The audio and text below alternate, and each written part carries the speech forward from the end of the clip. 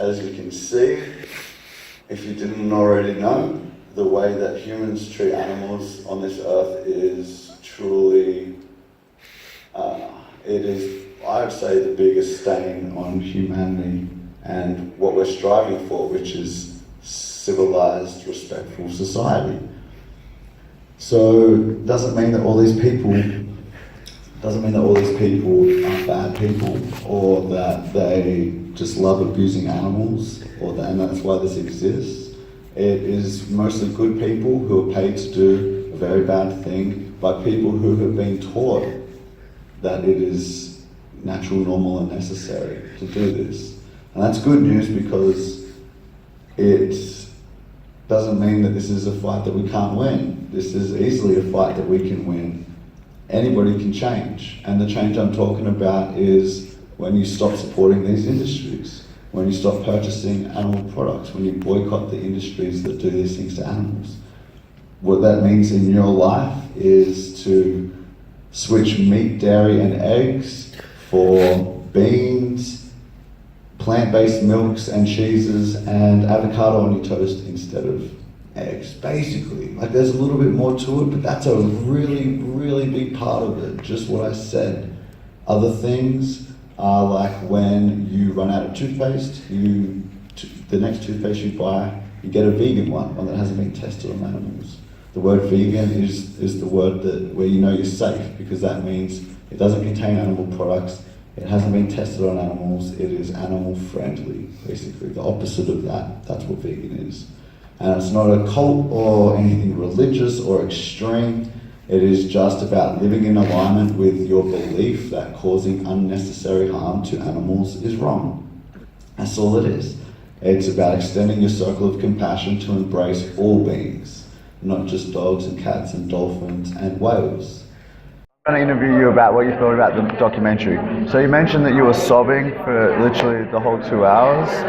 Why were you sobbing? Because I'm already vegan, and I lost my faith in humanity a lot during that 2 hours. It was really hard. Wow. Yeah, and I just can't. It's so unfathomable what we do. And one of the things that hurt me the most, I think, is thinking, because of course I'm a vegan activist now. You inspired me. Ed inspired me. Natasha and Luca have inspired me. I've gotten a chance to tell you guys all in your eyes how much you guys have inspired me. And I'm not gonna stop talking now, and I'm not afraid to speak out. But one of the worst things about that movie was that I kept thinking about all the people that won't want to watch it because it'll be hard. And it's a really tough 2 hours. It's a really brutal 2 hours. And you see all of the ways that we abuse and treat animals horribly. And that was. I mean, I knew so much of that going into it because I've studied and I've done my homework most of the time. But it was unthinkable. It was unimaginable. It was torturous, and it was worse than any horror movie. I used to love horror movies. I can't watch them anymore. I'm living in one. Yeah, totally. I live in one. I totally understand that. Yeah. Okay, so why did you watch it then? If you already knew what was going on, why did you watch it? It's because I want to be as active as I can, and lately I've had so much anger. Friends, family, human beings in general, and I'm trying, and that's one of the reasons why I'm a fan of yours and Ed's, and Natasha and Luca. You guys all carry anger, but you are trying to teach people not only to be active, but how to channel that and how to be good activists. And I've heard you all say, we're not going to be beneficial to the animals unless we can get ourselves under control and be good activists. And that's why I watched it, because I knew it was going to kick my butt. I really feel like I have, like you were saying, post-traumatic stress disorder, or secondary, how do you call that? Yeah. Like I see that, of course, like it was so brutal, and it's going to haunt me for a long time now. I saw some of the footage of the fox that was skinned alive and left alive.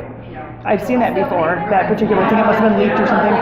And it was it's haunted me before, and now I've had a flood of that. But you have to see it. That's the thing that, like I said, I'm so mad at people who don't want to see it, because it's hard. It's not hard for It's not hard for us. Yeah. It's hard for them. Yeah, you think it's hard to watch it? Try living through it. Try being one of those animals, and then tell us what you think hard is. Okay, Absolutely. so do you think that is it too soon to tell, or do you feel like watching that will have some benefit? On me personally, Yeah, like already after watching it, do you feel like are you glad you made that choice to watch it? yeah, I mean, I've spent the last couple of days, and it was so cool because Ed was here a couple of days ago, so I got to spend a day and a half doing activism with him, and then tomorrow we're going to go to the slaughterhouse with you. So, I mean, I've already jumped in, and I want to be as active as I can be in my life with having a job. You know what I mean? Like, I'm just like, but I want to be an advocate at all times, and so I already was on that path anyway, but absolutely it's going to be beneficial to me and making me more active. Absolutely. Absolutely. Right. And you know what? More unapologetic too. Yeah. I still want to be kind and I want to get the message across, and admittedly I have to work on that and getting the anger under control so that I can be as helpful to the animals as I can be. But I was already on that path, but absolutely, like I'm unapologetically a vegan activist right now. Absolutely.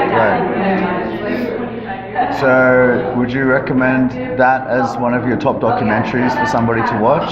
Yes, except like I said, the thing that is scary to me is because it is so graphic. I think I know so many people that will just turn away because that's what's concerning to me. But again, I guess if it reaches the right kinds of people, hopefully the right people will watch it and then also become active, I guess. Yeah, some people will not watch it, and there'll be a lot that will as well. So you said you lost your faith in humanity a little bit, but also do you feel optimistic? How do you feel? I think I need to find that. Yeah, there you go. That's a good answer. Well, that's something to find for sure. Yeah, you got to look hard sometimes, but it's definitely there. Well, waiting for you to find it. Yeah, I mean, well, you're always a good that's why you're a good advocate too, because you do tell us about balance. I do talk about it a lot. I try. Why do you say it like that? Because you're still working on It's that? the hardest thing to have. Because how do you go and enjoy yourself when there's a Holocaust going on? It's hard. So, but when I don't have the balance, I'm just reminded how badly I need it and how important it is. Because I'm no good when I've done too much. Too much is the thing. Yeah. So we got to all find our balance and try to always find the good happening as well as be aware of the bad. Cool. Well, I'm really glad you watched it, and yeah, thanks for coming. Oh, thank you. Thanks for going vegan. Oh, I thought we were doing this. Let's That's do what I thought it. was happening. Thanks for going vegan.